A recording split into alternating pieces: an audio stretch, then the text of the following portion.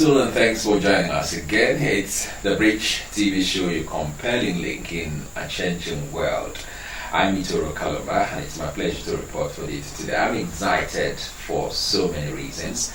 Now, when you stumble on a guest that gives you so much of excitement from the start of the interview to when it's done, I mean, when you grab such a guest, you have every cause to be excited.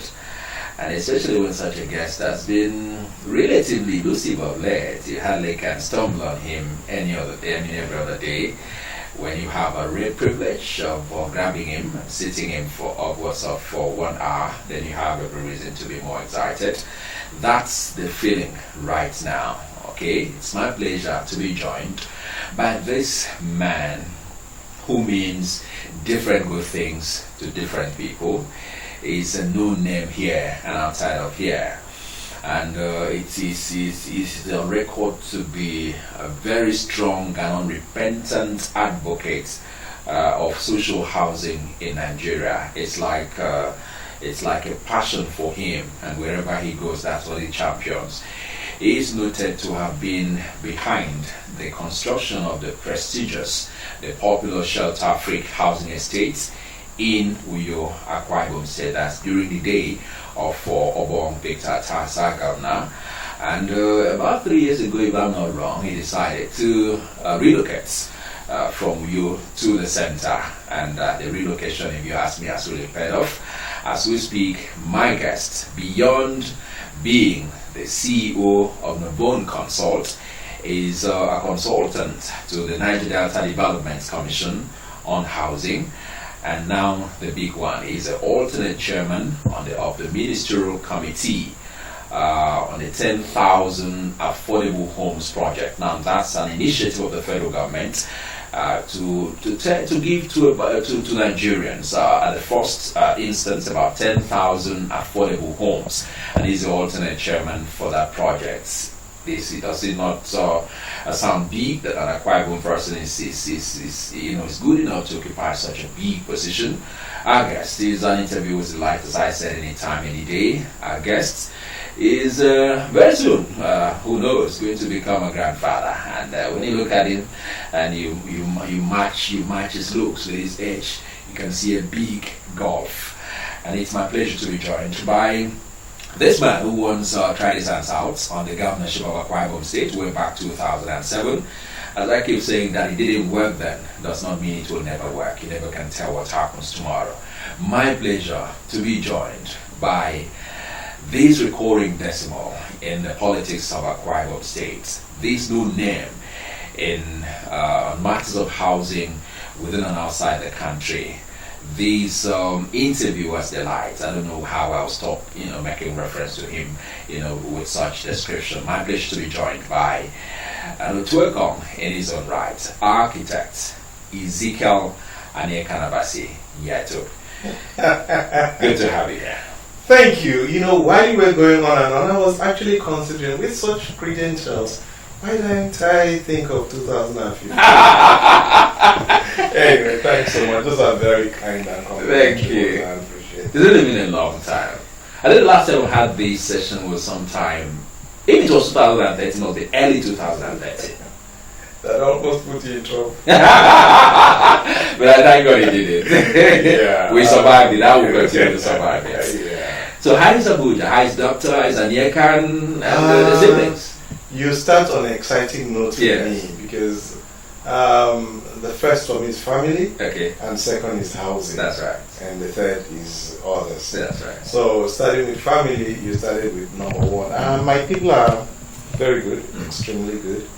And like you rightly said, God has been very, very partial in my favor. Okay. Because I was 50 November 1 last year. That's right.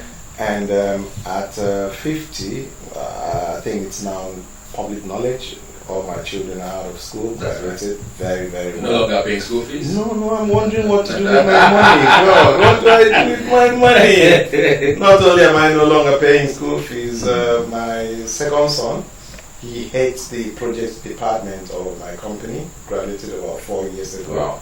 And just some weeks back, the first one, who also graduated, had his master's from University of Manchester, joined the company as well as the head of the admin section. Okay. You know, he did international HR and all that at the Manchester University.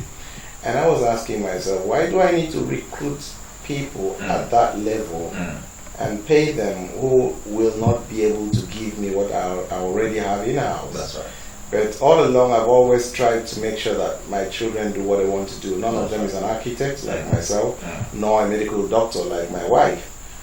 You kind of give your children wings to fly. Don't let them live their life, under your shadow. And when we're through, my son felt the first one when he came back from his master's program. I actually invited him to work in the company, and he said no, that he needed to feel around, and I said good, explore. I said okay. So the second one, who did public administration, said he actually thinks he would like to get into the construction. He likes this idea of site, so we sent him on a special course on project management and all those things, and he came back and he's been doing phenomenally well. And then the first one now says, okay, I can see you are going through some teething problems here and there, in putting your staff together, running the administrations, the place is getting larger, so why don't I come and help you? I said, what you mean is you want to be employed? No, that's a diplomatic way of saying that. I want the job. I'm the boss here. Come and tell you want to help me. What's that supposed to be? And he's learned a lot of very serious things. In negotiations, you don't come from the weak angle. That's right. You come from the position of strength. And how can I use my money to pay your school fees? And then you now want to go and use that education on me. I said, my guys, be careful. Don't tell me you're using that to cheat the guys in terms of remuneration. No. Oh, no. When it comes to negotiation, they know their worth. That's right. And I also have my targets. You're not here because you're my son. No, That's right. No. It's not. It's not father. You're here because you bring You're something here on the because table. you bring something on the table. And I also let them realize that if this thing grows and goes on well, you stand to gain in the long run. And each of them, I promised them vehicles on graduation. Okay. And I'd put my value down, because you need to be careful what you give your child. For instance, if you're going on vacation, my wife and I travel business class. You travel economy. That's right. As a law. When you make your own money, you travel business class. So each of them, when the time came for them to get they kept asking me to wait, to hold on. I didn't know that the sharp guys were opting their value. And when the time came, they said, okay, fine. You're ready for the car? We're ready for the cars. It's not the choice cars? Yeah, it has to be what they choose. I said, fine. If the life is yours, you can choose whatever you want. I have told you what I will do. Okay. And they actually supported what I had promised them. Okay. And there was some gap in each of them. So they took a loan from me, made up the gap, and I made sure that I removed the money every month. Yes. And so they can actually say that what they're driving now is basically theirs.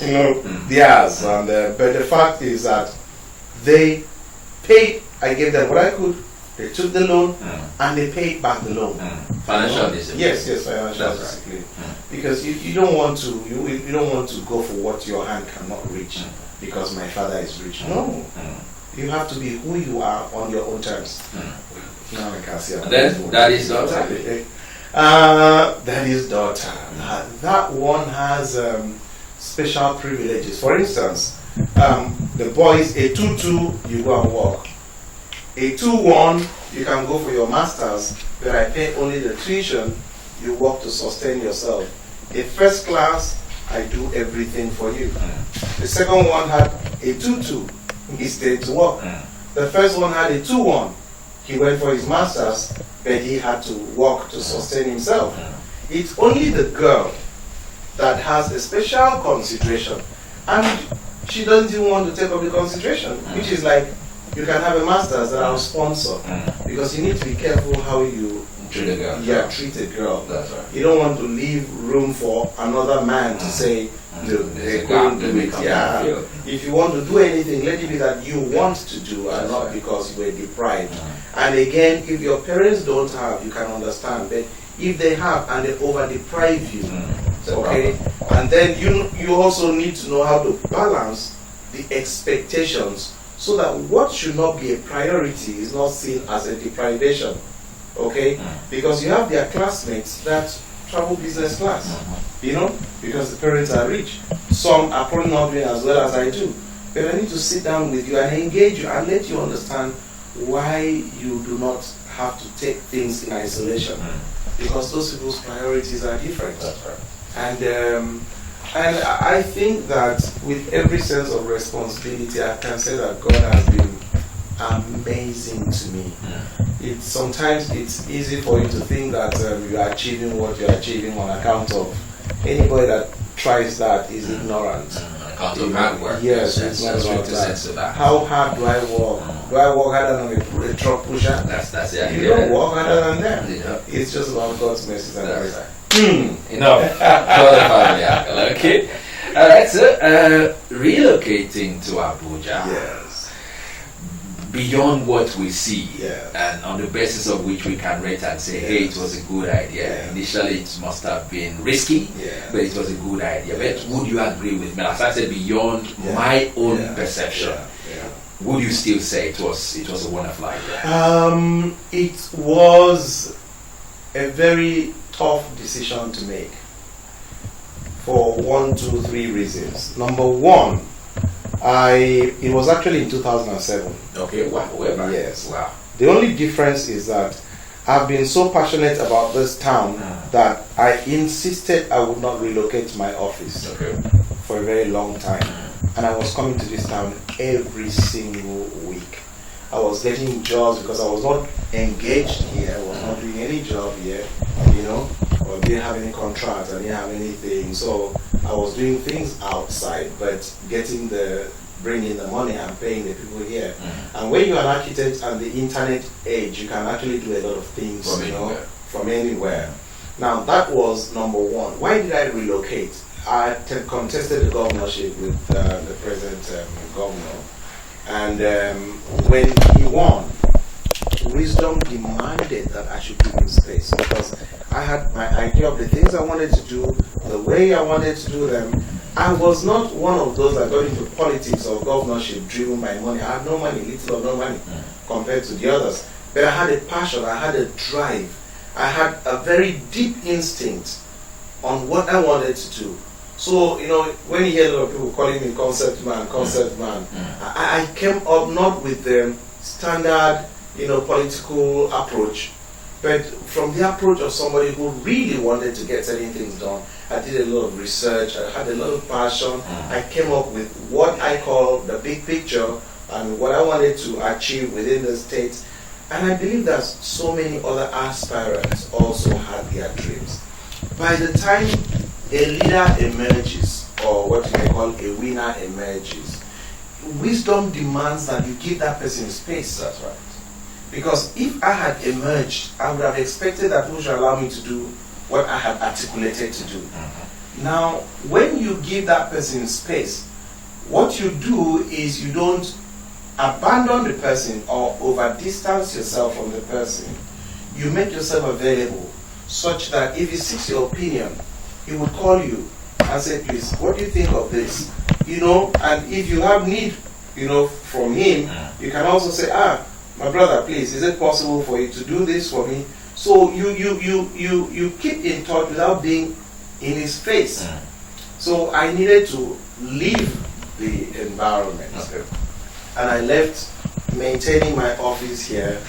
That's why you kept seeing it. After a while, it really was becoming a very expensive operation to run. And again, I had gotten several commissions from other places and needed to be a lot more available in other places.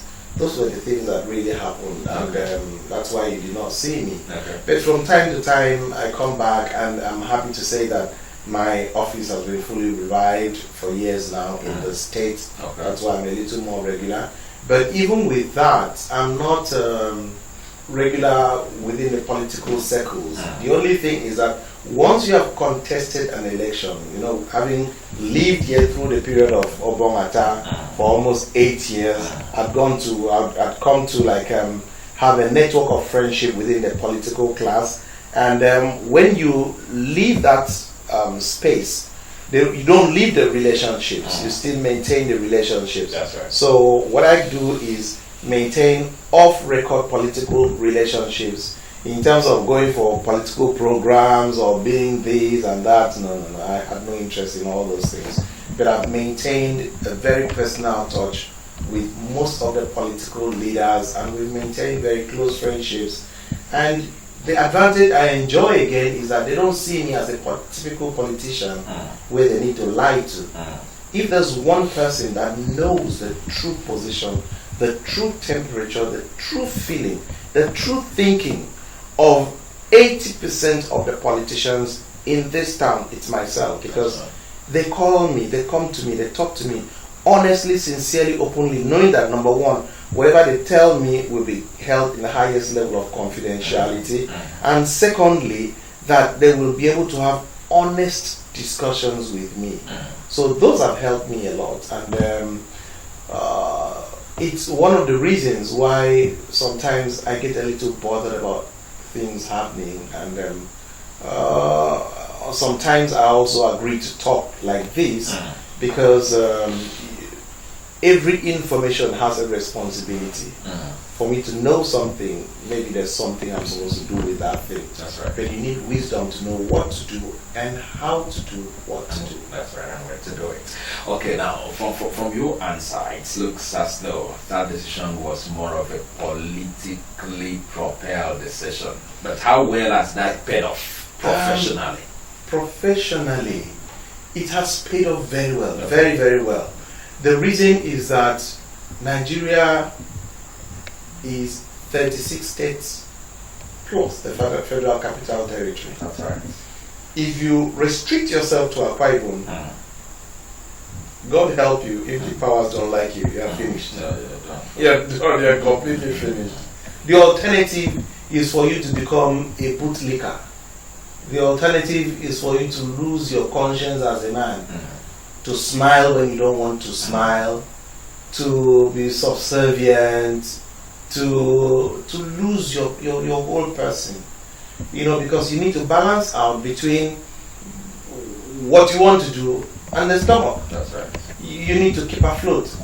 So when you are here, you need to either flow with the system 100%, and everything the system does is right, everything opposition does is wrong, or you bear the risk of being blacklisted. And if you are blacklisted as an architect, how are you going to survive? So going out for me helped me to be myself. I've always been somebody who is relatively vocal. The only thing is that you must apply wisdom in whatever you do. As a law, you don't demystify leadership. Okay? If you try that, leadership will go against you. And when it hits you, that's why a man like Abiola will tell you, you don't stand in front of a moving train. That's right. Government is like a moving train. So if you are going to withstand government, you need to know what you are. You must be a mountain of some sort. But that's not even necessary. I want to occupy a position where I want to put certain priorities in place. I want to first and foremost know on which side my bread is buttered. And I can tell you for free on which side my bread is buttered. Anybody that knows me knows that God has been there for me from day one. From day one, God has been there for me. And for me, my first allegiance is to my God. My second allegiance is to my state and country. Before you talk of friendship, I'm too old, too big to be anybody's boy. I can't line up behind anybody. I line up behind the system, behind the state, behind the country, not party. My loyalty is not to a party, it's to my state. Because if you are my party and you go against my state, I'll go against you. My loyalty is to my God, to my state, and my state is my people. It will cost me a lot, because in party politics, there are rules of engagement. That's why at a stage you find myself distancing myself a little bit from the party. That's in fact at a stage somebody said, "Are you going to opposition?" I'm like, "Excuse me, that's an insult." Okay? Who are you supporting? Who are you standing with? Who are you? Maybe we'll come to this other aspect. But for me, my cause is different. It's the good of the land. Okay. And whatever it takes for me to be able to establish that, that's where I want to be.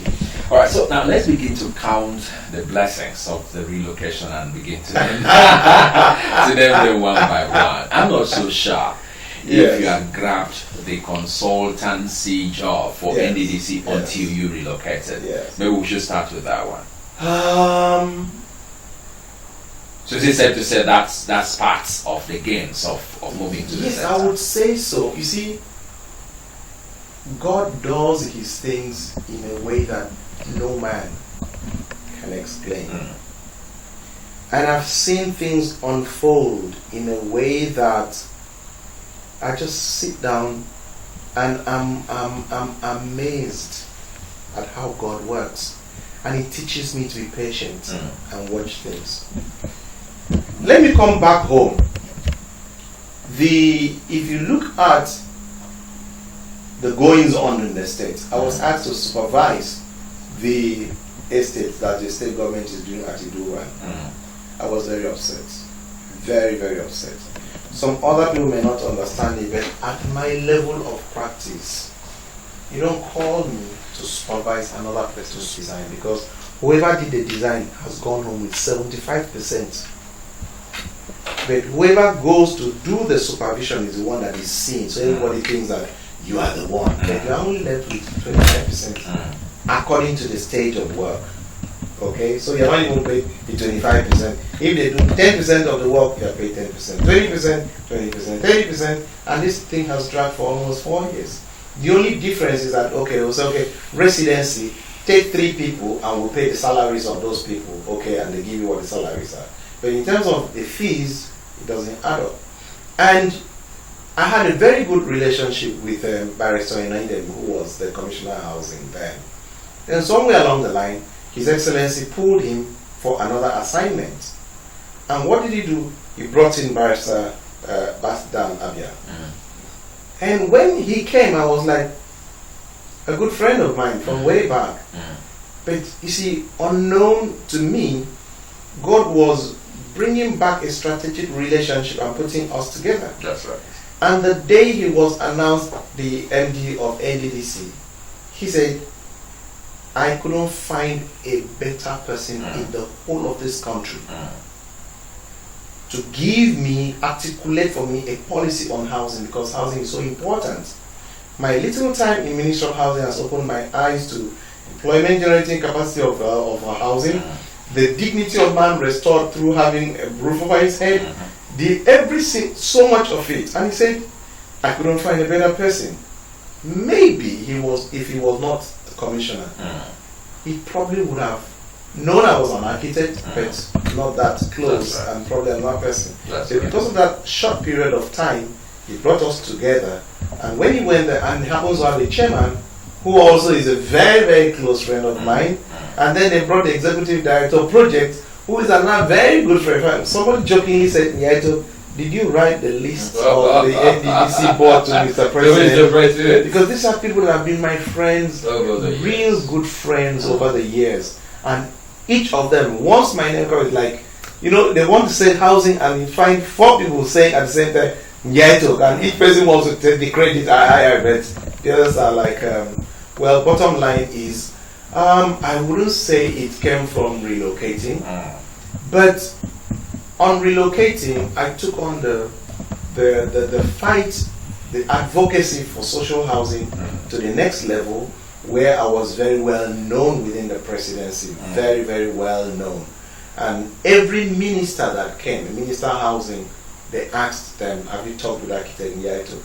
And our brother and the most revered Right Honorable Ndwese saying he was amazing. As soon as he came, he sent for me. We had a wonderful relationship. He gave me the highest level of respect you could imagine. And when he left, we thought that was all. His Ama people came, unknown to people. I've never known her, never seen her, never heard her name, never. You know, never been to her office. She sent for me, and I went. And all I said was, Honourable Minister, please, I want 5 minutes, maximum 7 minutes. But if I have 5, I'll be fine. But if it's not possible to have 5 uninterrupted minutes, I'd rather wait and come some other time. And she's like, no, I sent for you. 5 minutes I can do. So she allowed me. I talked for maybe 4.5. By the 5th minute, I'd rounded up. That meeting, it ended after almost 3 hours. She asked question and asked question and asked question, and I was in my territory. So, and she had a first class from University of Lagos. She's extremely cerebral. Cerebral. That's right. You know, and she's a very deep person. So she could read me. There and then I was made the vice chairman for the housing and policy review and update and national housing and urban development policy and all that. It took me to the next level of engagement where I had to get in and be the consultant to the Senate on the social housing bill. And it took me to the next level where I had to have a lot of international collaboration. As a matter of fact, last year, I was the only African major speaker at the 4th annual Affordable Housing Conference in Kuala Lumpur, Malaysia. So it took me from the state level to a national and to the international platform. That's right. And then comes a relationship with the Minister of Finance, with the CNE. As a matter of, somebody called me yesterday, and like, Ezekiel, I didn't know that you'd hit off so much with the Minister of Finance. You are the only one that she acknowledged openly as an individual, and she even called you by your first name, Architect Ezekiel. You know, so has it gone that far? So I was like, well, it's God's doing.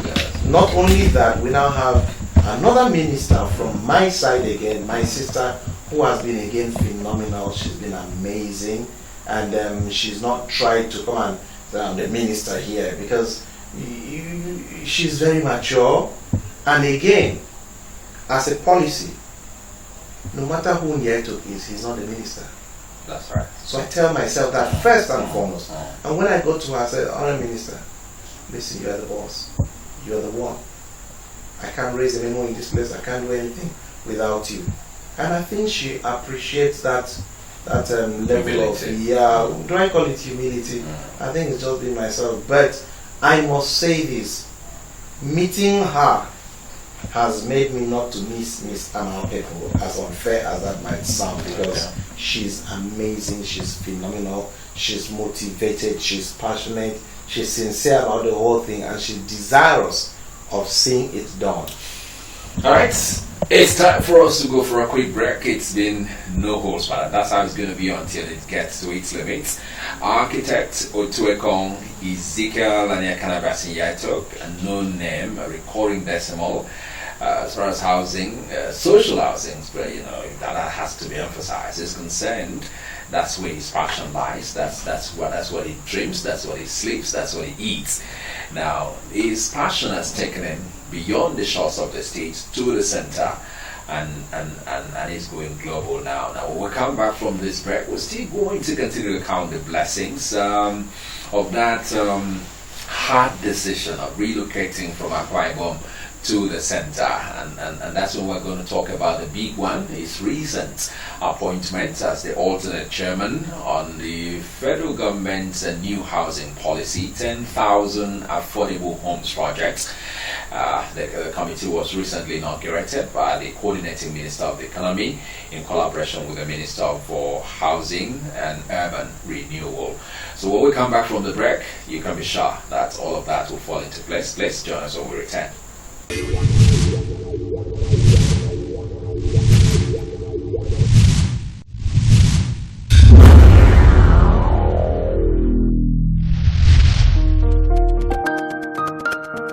You're watching the Bridge TV show on air and online.